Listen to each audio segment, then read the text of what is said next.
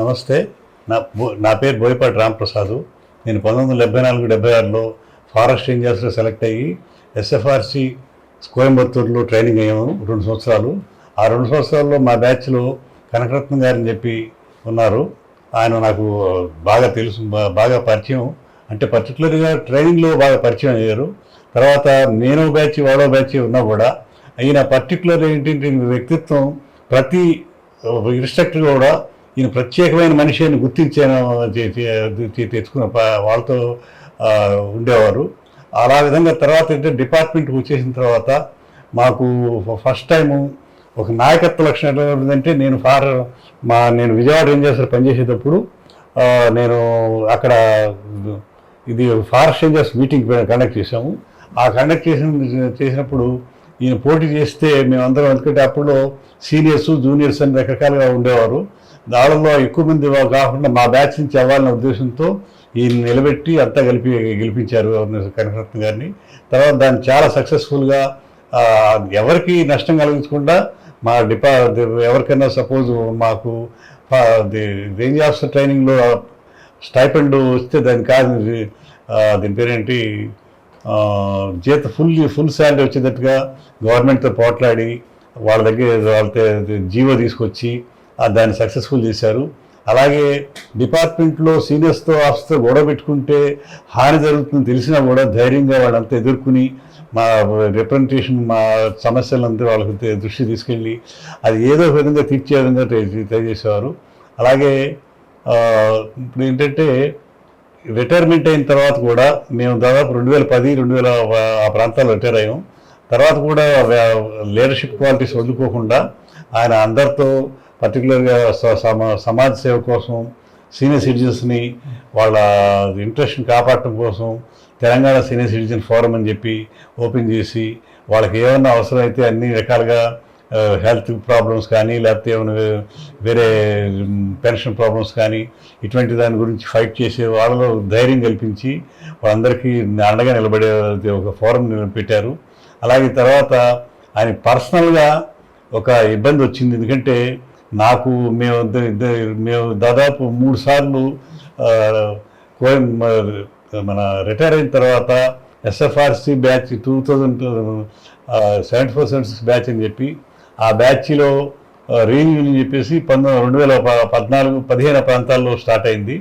ఆ తర్వాత మేము శ్రీలంక, ఆ తర్వాత గుజరాత్ టూర్స్లో కలిసి వెళ్ళాము. అప్పుడుతో ఫ్యామిలీ కూడా తీసుకొచ్చారు.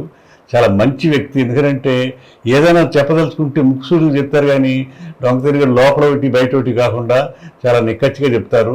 అది నాకు ఉన్న పరిచయం. సో చాలా సంతోషం, ఎందుకంటే మీరు తనతో ఉన్న అనుబంధాన్ని వివరించారు. ఇంకా వృత్తిలో ఎలాంటి తను నియమ నిబంధనలతో చేసేవాడు మీకు ఐడియా ఉందా? అది ఎందుకంటే నేను రాజమండ్రి సర్కిల్లో పనిచేసేవాడిని, ఈయన ఖమ్మం సర్కిల్లో పనిచేసేవారు. పర్టికులర్లీ ఆయన ఫేస్ చేసిన ప్రాబ్లమ్స్ చెప్పేవారు, కానీ మాకు ఒకసారి చెప్పేవారు. ఎందుకంటే డిఎఫ్ఓస్ ఈయన ఎలా ట్రీట్ చేసేవారు, దాన్ని ఎలా ఎదుర్కొనేవారు, అటువంటివి కూడా మాకు చెప్పేవారు. అయితే డైరెక్ట్గా మాత్రం ఆయన కొలీగ్గా ఆ సర్కిల్లో పనిచేయలేదు. నేను వేరే చోట ఉన్నాను, కానీ మాకు పరిచయం మాత్రం ఎప్పటికప్పుడు ఉండేది, కలుస్తుండేవాడు. ఇంకా మీకు మీ ట్రైనింగ్ పీరియడ్లో మీరు అక్కడ ఎదుర్కొన్న ఏమన్నా సమస్యలు ఉన్నాయా? అంటే బేసిక్గా ట్రైనింగ్ పీరియడ్లో అంటే తను ఎలా ఏదో విన్నాను నేను కూడా, తను అప్పుడు సెక్రటరీ ఏదో ఫోన్ చేశాడు, రిపోర్ట్ చేశాడు, అధ్యక్షుడుగా సెక్రటరీగా చేశారని. సో అప్పుడు మీరంతా ఎలా సపోర్ట్ చేశారా, ఏంటి ఎలా ఉంది? అంటే మన సెక్రటరీకి అంటే ఇప్పుడు అక్కడ ఏంటంటే ఆంధ్ర వాళ్ళకి అంత విలువ ఉండేది కదా ఇక్కడ సెఫర్స్ ట్రైనింగ్లో. అయితే ఆ సంవత్సరం మేము 74-75లో 25 మంది ఉండేవాళ్ళం. కాబట్టి మన వాళ్ళు ఆంధ్ర వాళ్ళని గెలిపించుకోవాలనే ఉద్దేశంతో మనం అందరం కలిసి ఇప్పుడు ఆంధ్ర వాళ్ళు మా ఇమీడియట్ సీనియర్స్ వీళ్ళందరితో కలిపి ఏం చేసి అంటే మా సెక్రటరీ పోస్ట్ మాకు కావాలి అని చెప్పేసి అలా మనం కనకరత్న గారిని ఇది చేయడం జరిగింది. అది ఎందుకంటే పర్టికులర్లీ మేము బాగా ట్రైనింగ్లో కలిసి ఉండేవాళ్ళం, కానీ ఎక్కువ వీరొక గ్రూప్లో ఉండేవారంటే బి గ్రూప్ ఉండేది, సి గ్రూప్ ఉండేది. మా సి గ్రూప్ అంటే పర్టికులర్ ఎక్కడంటే ఏమైనా ప్రాబ్లమ్స్ వచ్చేది ఫీల్డ్ టూర్స్ వెళ్ళినప్పుడు ఓకే. వాళ్ళు సరిగ్గా టైంకి ఇవ్వకుండా, తర్వాత సపోజ్ ఉదయం 7 గంటలు తయారు చేసిన టిఫిను సాయంత్రం 3 గంటలు తినమనటం, అటువంటి అన్ని ఇంజస్టిస్ గురించి వాళ్ళతో ఫైట్ చేసి టైం అంటే ఇప్పుడు యాక్చువల్గా వాళ్ళు ఫారెస్ట్ వాళ్ళు ఏదో టైంకి తినాలనే ఉద్దేశంతో చేసేవారు లేదు, కానీ అలా కాకుండా పాడైపోయేది ఆ టైంకి. అటువంటివి కూడా వాళ్ళు ఇంజస్టిస్ వాళ్ళకి వాళ్ళు నోటీస్ తీసుకొచ్చి అవి అలా జరగకుండా చూసేవారు. అది అసోసియేషన్లో సరే ఇలా ఏమి అసోసియేషన్లో ఫారెస్ట్ ఆఫీసర్స్లో నేను చెప్పాను కదా ఇంతకుముందు ఏంటంటే, ఇప్పుడు అక్కడ 74 అంతకుముందు సీనియర్స్ బాగా సీనియర్స్ ఉండేవారు. వాళ్ళు ఎంతసేపటికి వాళ్ళ బ్యాచ్మేట్ దృష్టి తీసుకునేవారు, ప్లస్ వాళ్ళ సొంత పనులు చూసుకునేవారు. అలా కాకుండా ఏంటంటే పర్టికులర్లీ తను ఇంపార్టెంట్ పోస్టులకు వెళ్లకుండా అసోసియేషన్ కోసం కష్టపడి, ఇప్పుడు హైదరాబాద్లో ఇప్పుడు యాక్చువల్గా ఏంటంటే డిపార్ట్మెంట్లో రకరకాల పోస్టులు ఉంటాయి. ఆ ఏ పోస్టు ఆశించకుండా పర్టికులర్లీ మనకి అప్పచెప్పారు ఈ బాధ్యత అని హైదరాబాద్లో ఉండి ఆఫీసర్ చుట్టూ తిరుగుతూ, ఎవరిన పర్సంటేజ్ నాకు ఈ ప్రాబ్లం ఉందని అంటే వాళ్ళతో తీసుకెళ్ళి వాళ్ళ దృష్టి తీసుకెళ్ళి అది సాల్వ్ చేయడం డిపార్ట్మెంట్లో. ఎందుకంటే నాకు ఇంక్రిమెంట్ అయిపోయిందంటే ఛార్జ్ షీట్ ఉందంటేను ఇటువంటి దాన్ని ఎలా చేయాలి అటువంటి అని కూడా చేసేవారు అన్నమాట. అట్లా దాదాపు తర్వాత ఏసీఎఫ్స్ అయిన తర్వాత కూడా ఏసీఎఫ్ అసోసియేషన్లో కూడా ప్రెసిడెంట్ చేశారు.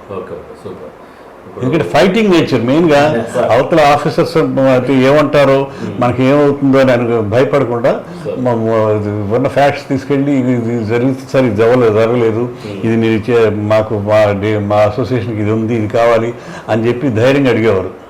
అది ఆ రోజుల్లో అంత ఆఫీసర్లు అంటే సహజంగా కొన్ని డిపార్ట్మెంట్లో ఇప్పుడు ఎందుకంటే డిసిప్లిన్ మాది పోలీస్ డిపార్ట్మెంట్ లాగా ఫారెస్ట్ డిపార్ట్మెంట్ డిసిప్లిన్ డిపార్ట్మెంట్ అయితే అంత సివియర్ కాకపోయినా బట్ ఎందుకంటే they may affect our career, అది కూడా భయపడకుండా దాన్ని కూడా చేయడం వల్ల నేను తర్వాత ఏంటంటే మేమిద్దరం అంటే టూర్స్లో వెళ్ళడం కానీ అంటే అక్కడ టూర్స్ కాదు, అప్పుడప్పుడు విజయవాడ వచ్చేవారు కలిసేవారు. అట్లా అదొకటే కాకుండా మాకు పర్సనల్గా రిటైర్ అయిన తర్వాత నేను ఒకసారి అమెరికా ప్రయాణం వెళ్ళాము, అదొకటి. తర్వాత గుజరాత్ టూర్లో వెళ్ళాము, వాళ్ళ మిస్సెస్ నేను కూడాను. అట్లా మాకు అనుబంధం ఏర్పడింది. ఎందుకంటే పర్టికులర్ బాగా క్లోజ్గా అంటే మామూలుగా ఫ్రెండ్స్గా కలవడం వేరు, మాకు అది. విజయవాడ రేంజ్ ఆఫీసర్ ఉన్నప్పుడు చాలా హెల్ప్ చేసేవాళ్ళు, ఎస్పెషల్లీ అసోసియేషన్కి అంటే రేంజ్ ఆఫీసర్ అంటే అక్కడ కీ పొజిషన్ కాబట్టి మీటింగ్లకు కానీ అరేంజ్మెంట్స్ కానీ హాస్పిటాలిటీ కానీ ఈవెన్ వచ్చినప్పుడు చాలా చక్కగా చేసేవారు. రెండోది ఏంటంటే అప్పుడు మీటింగులు అంటే వాళ్ళు రావడం, క్యాబరే డ్యాన్సులు చూసుకోవటం, అది అయిపోయిందంటే అయిపోయిందని అనే పరిస్థితిలో ఉన్నప్పుడు ఈ మా మార్పుని కోరిన మీటింగ్ కూడా ఇక్కడనే అయింది, వీళ్ళ ప్లేస్లో.